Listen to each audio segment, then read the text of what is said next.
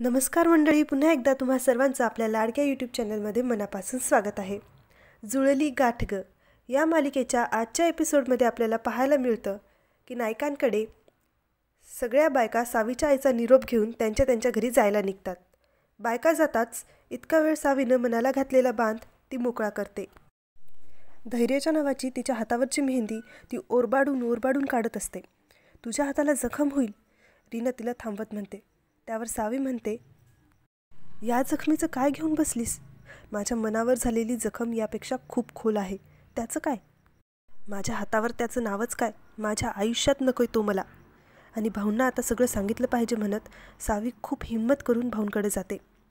ते दरवाजाकडे पाठ करून खुर्चीवर बसलेले असतात. त्यांच्या नजरेला नजर लावून तर मला काहीच बोलता येणार नाही असा विचार करत सावीसुद्धा त्यांच्याकडे पाठ फिरवते आणि सगळं मन त्यांच्याकडे मोकळं करते. ती खूप रडत असते म्हणून रीना तिला सावरण्यासाठी रूममध्ये येते. त्या दोघींचा आवाज ऐकून भाऊ झोपेतून जागे होतात. तेव्हा सावीला कळतं की एवढी हिंमत करून मी सगळं सांगितलं, ते भाऊंनी काहीच ऐकलं नाही. आता पुन्हा सांगायची माझी हिंमत होणार नाही. भाऊ सावीकडे येत म्हणतात, उद्या सासरी जायचं आहे म्हणून या म्हाताऱ्या आजोबाला बोलायला आलीस का? डोळ्यात पाणी आहे. बाळा, आता सासरीच तुझं मन रमवायचं, खुश राहायचं. अगं, धैर्यासारखा इतका चांगला मुलगा तुझा नवरा आहे. प्रत्येक परिस्थितीत त्याची साथ दे. हे सगळं ऐकताना सावीच्या डोळ्यातून अश्रू वाहत असतात, पण ओठातून शब्द फुटत नसतो.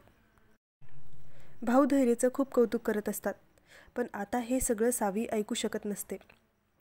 ती रडत रडत निघून तिथून काही न बोलता निघून जाते. हे पाहून भाऊ विचारात पडतात की सगळं ठीक तर असेल ना? इकडे मुजुमदार निवासमध्ये धैर्याला त्याच्या आलिशान खोलीत जराही शांत झोप लागत नसते. त्याला सारखं तो सावीबरोबर किती निर्दयीपणे वागला हे आठवत असतं. तिच्या आवाजातले असंख्य प्रश्न त्याला पुन्हा पुन्हा ऐकू येत असतात. तो उठून बसतो, एक ग्लास पाणी पितो आणि स्वतःला शांत करत म्हणतो, काय होतंय मला असं? सारखा तिचा चेहरा डोळ्यांसमोर काय येतोय? नाही धैर्य, तू इतक्या हलका काळजाचा नाही आहे. काहीही करून या पोरीचा विचार डोक्यातून काढावाच लागेल. उद्याच तिला भेटून घटस्फोटाचा निर्णय घेऊन टाकतो. दुसऱ्या दिवशी सकाळी नायकांकडे लग्नाची सगळी तयारी झालेली असते. गुरुजी भाऊंना नवरा मुलगा कधी येणार म्हणून विचारत असतात. सगळे धैर्याची वाट पाहत असतात म्हणून भाऊ धैर्याला कॉल करतात.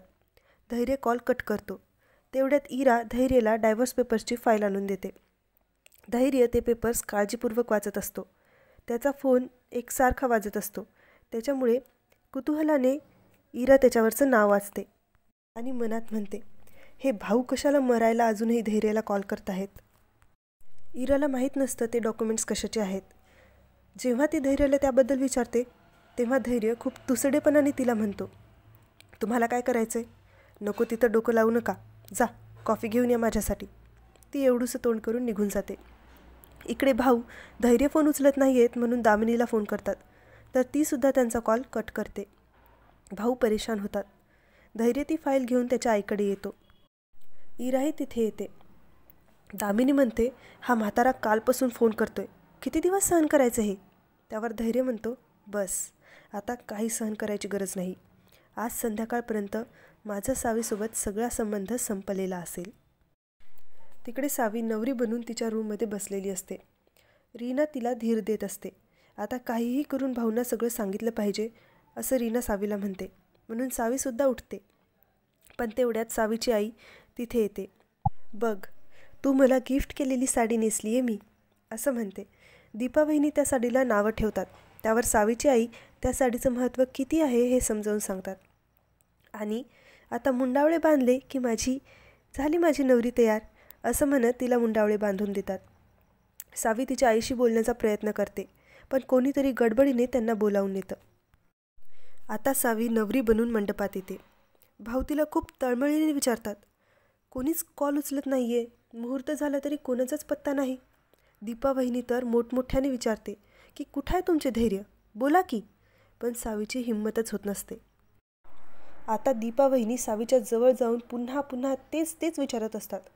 तेव्हा सावी सगळे फुलांचे पूजेचे ताट फेकून देत रडत जोरात ओरडते, नाही येणार तो, कधीच नाही येणार. आणि ती भाऊंना सगळं सांगते. त्याने माझ्यासोबत प्रेमाचं नाटक केलं, विश्वासघात केला, फसवलं आहे त्याने मला.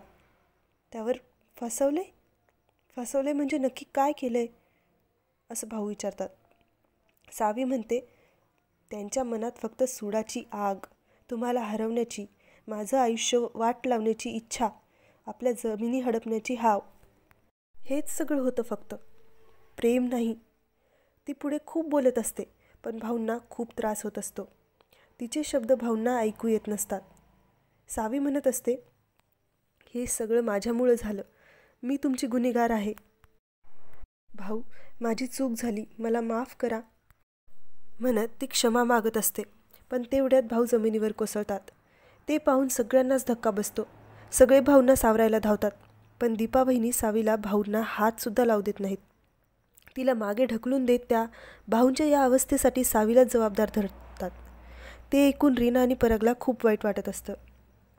पुढील भागात आपल्याला असं दिसतं की धैर्य सावीसमोर डिवोर्स पेपर्स ठेवत, तू या पेपर्सवर सही कर, मी ब्लँक चेकवर सही करतो, डील क्लोज असं म्हणतो. त्यावर सावी पलटवार करत ते पेपर्स फाडून धैर्याच्या तोंडावर फेकते आणि निघून येते. पुढे काय होणार हे पाहणं खूप इंटरेस्टिंग असणार आहे. आजच्या भागाबद्दल तुम्हाला काय वाटतं ते आम्हाला कमेंटमध्ये नक्की सांगा. पुन्हा भेटू उद्याच्या एपिसोडसह. तोपर्यंत आनंदी रहा, काळजी घ्या.